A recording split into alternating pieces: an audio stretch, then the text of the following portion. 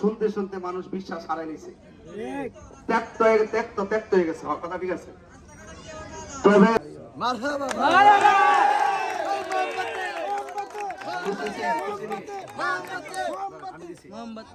সিদ্ধান্ত নিতে হবে, আমাদের সকলকে ঐক্যবদ্ধ সিদ্ধান্ত নিতে হবে।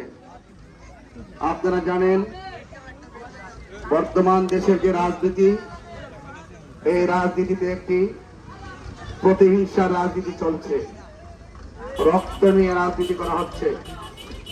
আমি মনে করি ইসলামী মূল্যবোধের আলোকে একটি সুমহান সংসদীয় জায়গায় যদি দায়িত্ব গ্রহণ করা যায় কিংবা পাওয়া যায়, তাহলে সত্যের কথাগুলো আমরা দায়িত্বহীনভাবে বলতে পারবো।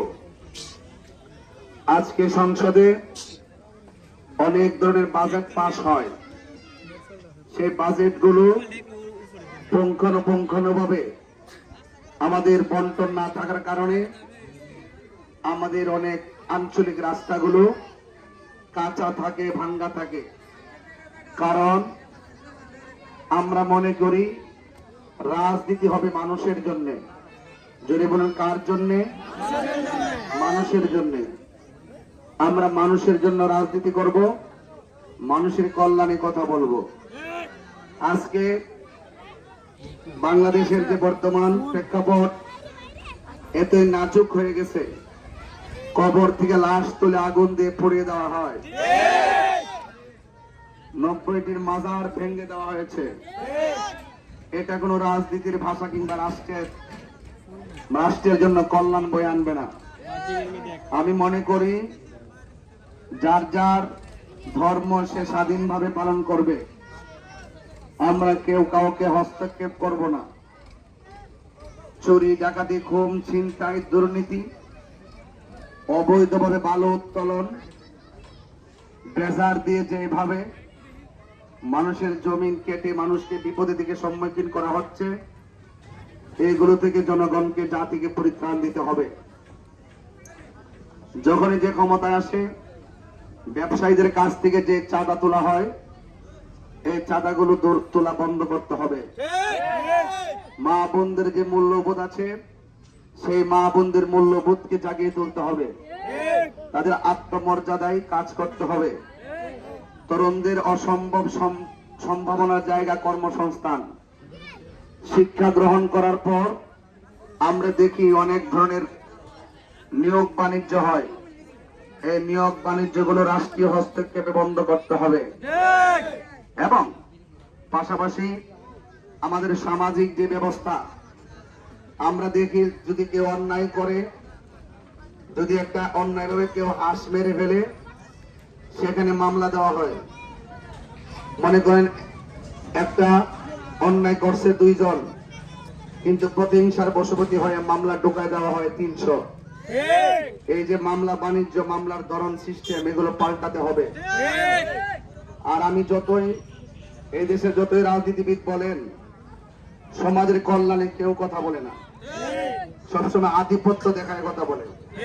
আমি এমপি সাহেব, আমার সামনে আইতে গেলে হিসাব করে আয়ো, সাবধান। কি যে ডরা। আসলে যে একজন প্রতিনিধি মূলত ভয়ের ব্যক্তি না, ভালোবাসার ব্যক্তি হতে হবে। আপনি যাকে দমক মারতেছেন, তার ভোটে কিন্তু এমপি হন। সেই ভোটারের কাছে আইসা কত লেকচার শুনছি, বহুত ব্রিজ আছে। ওই দিন গেছিলাম সোনারঘাট, খোয়াই নদীর উপর একটা ব্রিজ আছে। এই ব্রিজটা যখনই রাজনীতি আসে, মানে নির্বাচন আসে, এটা যে কতবার যে ফিতা টানছে আল্লাহ ছাড়া কেউ জানে না। যে আয়ে সে ফিতাটা টান দিয়ে কয় ইনশাল্লাহ এবার করে এলাম। আর মানুষ তো ফিতা টান দাঁড়াইছে, এবার করবো কি হই। পাস করার পরে আর খবর থাকে না।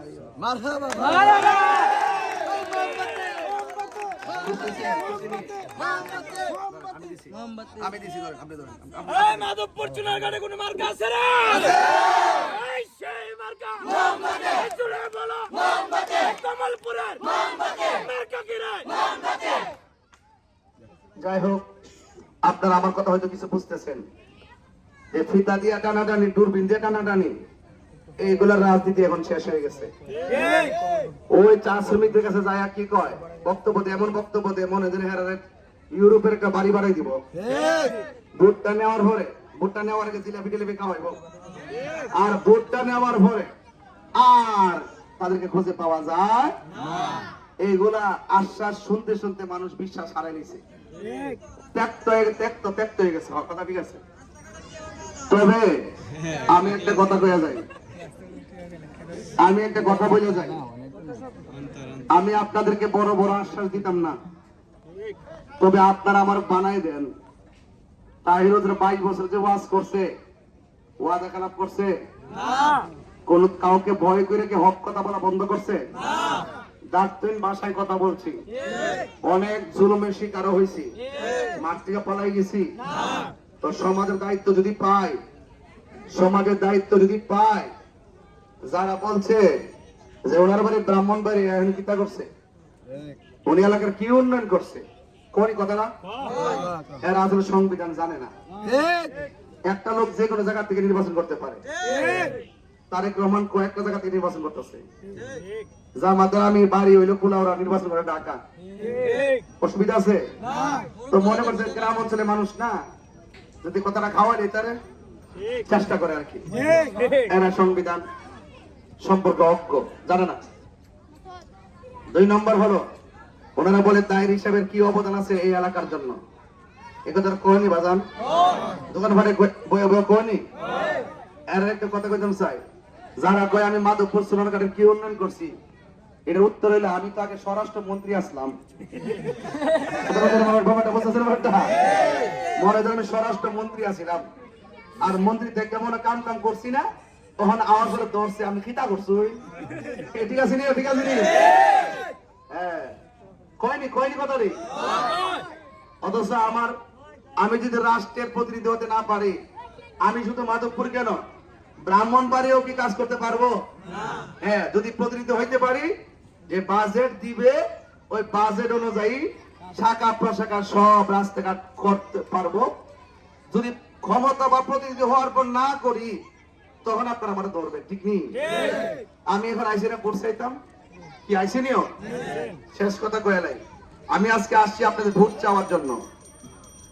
আমি যদি ক্ষমতা পাই, আমি যদি প্রতিনিধি হইতে পারি, আল্লাহর রহমতে কথা দিয়া যায়, আমার কাছে শিক্ষা প্রতিষ্ঠান, স্বাস্থ্য সেবা, রাস্তাঘাট, কলবাট, ব্রিজ, এগুলো আমাদের সাউন্ড লাগতো না। আল্লাহ যদি পাশে রেখে এমন ভাবে কর্ম যেন আপনারা যায় কন যে আপনারা কিন্তু এবার নির্বাচন করতে হইব, আমরা ভাষা আছি, ঠিক আছে নি, কথা ঠিক আছে নি? আল্লাহর রহমতে এমন চিত্রই করার চেষ্টা করবো ইনশাআল্লাহ। আর যেটা কইছি এটাই করবো, এমন কাজ করবো যদি দায়িত্ব পাই, যেন আপনারাই বলেন যে 55 বছর পর্যন্ত এই দেশে কত লোক আসলো আর গেল, তাহির হুজুর আইসা এমন কাজ করে গেছে, স্থানীয় প্রতিনিধিরা জীবনে কাজ করতে পারে নাই। এই বিশ্বাস আপনাদের আসেনি? আসেনি? ইনশাআল্লাহ এটা আমি করব।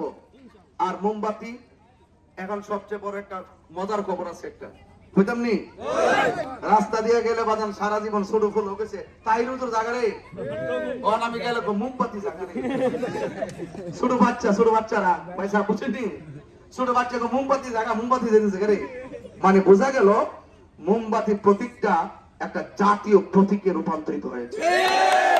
ঘরে ঘরে মোমবাতি জয় গান উঠেছে, এই জন্য হামকি দমকি দিয়ে কাজ হবে না। আপনারা যারা হামকি দুমকি দেন, আপনারা এটা প্রথম প্রাথমিক রাজনৈতিক পরাজয়, ঠিক না বেটে? যারা নির্বাচনের আগে হামকি দুমকি দেয়, মামলার হুমকি দেয়, এটা রাজনৈতিক ভাবে প্রথম পরাজয়। আপনি যদি সঠিক রাজনীতিবিদ হন, 12 তারিখের অপেক্ষা করে ব্যালট যুদ্ধে আসেন। বুলেটের পথ কারা বেছে নেয়? যারা রাজনীতিকে ঢাল হিসাবে ব্যবহার কইরা, মানুষের আবেগকে পুঁজি কইরা বিভিন্ন ধরনের হয়রানি করে, যারা রাজনীতির নামে মানুষের সঙ্গে অমানবিক আচরণ করে, তারাই নির্বাচনের আগে হামলা মামলার পথ বেছে নেয়। বুলেট নয়, ব্যালটের যুদ্ধে আসুন। আমার মোমবাতির সমর্থক আজকে যখন ঢুকছি, অনেক লোক কয় হুজুর এজেন্ট দিতে গেল হুমকি দেয়, আবার নির্বাচনে ব্যানার লাগালে হুমকি দেয়, মিছিল করতে দেয় না, হুমকি দেয়। আরে বাবা হুমকি দেন কে লেগা? আমি পরিষ্কার ভাষায় বলি, আপনি আপনার ভোট চাইতে থাকেন, আমি আমার ভোট চাইতে থাকি। জনগণ 12 তারিখে যারা ভালো লাগে তারা ভোট দিব। আর আমি যদি প্রতিনিধি হইতে পারি, যারা আমার ভোট দিব তারাও আমার, যারা আমার ভোট দিত না তারাও আমার। আমি ওই রাজনীতি করতাম না যে শাস্ত্র বয়ে বয়ে যে উল্টা পাল্টা কইস না, মনে আছে নি? আর আঙ্গু দেশে কিছু এখন আছে রাজনীতিবিদ লিস্ট করে ময়ে গেছে গা, কইছিনি লিস্ট করে ময়ে গেছে গা, মামলা কইলাম রেডি, মামলা কিন্তু রেডি। এই কথা যারে কয় যে রাজনীতিবিদ কয় এ জানে না যে আমি কিন্তু আমার বাতিজের হুমকি দিছি, আমি কিন্তু আমার শাসাতো বাইরে হুমকি দিছি। এলাকা ভিত্তিক যে রাজনীতিবিদরা তার প্রতিবেশীকে হুমকি দেয়, এর দ্বারা প্রমাণ হয় সে রাজনীতিকে সঠিকভাবে ধারণ করতে পারে নাই। সে নিজের নীতিকে বিসর্জন দিয়ে সমাজের মানুষের উপরে জুলুম করার পথ খুঁজে নিয়েছে। এগুলা বন্ধ করুন। সম্মান করি, সম্মান করব, আপনি সম্মান করুন। ভোটাররাই শক্তি। এদেরকে রাজনীতি নিয়ে যে একটা আকাঙ্ক্ষা তৈরি হয়েছে, নির্বিঘ্নে যার যার ভোটাধিকার প্রয়োগ করার সুযোগ করে দিন। আমরা চাই অবাধ, সুষ্ঠু, নিরপেক্ষ, সবার অংশগ্রহণমূলক ভাবে একটি সুন্দর নির্বাচন অনুষ্ঠিত হবে। আপনারা চান কি চান না? তারা তারা চান, হাত তুলে এখন চান কি চান না?